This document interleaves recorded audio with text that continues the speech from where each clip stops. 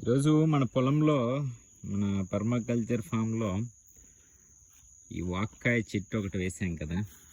So చూడండి, వాక్కాయలు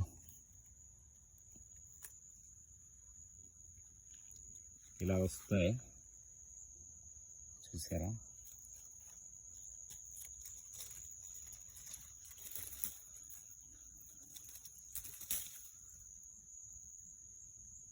పప్పులో వేసుకుంటే చాలా టేస్ట్ ఉంటుంది.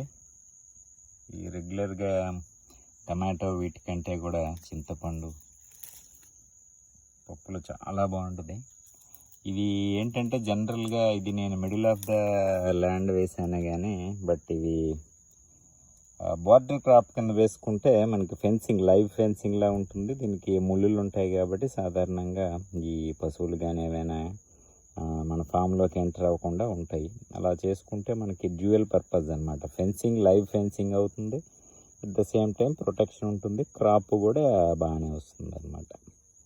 సో ఆ విధంగా మీరు పర్మాకల్చర్ ఫామ్ లాగా ఏమైనా డిజైన్ చేసుకోవాలనుకున్నప్పుడు బార్డర్ క్రాప్ కింద, లైవ్ ఫెన్సింగ్ కింద ఇవి వేసుకోండి. Okay, thank you for watching.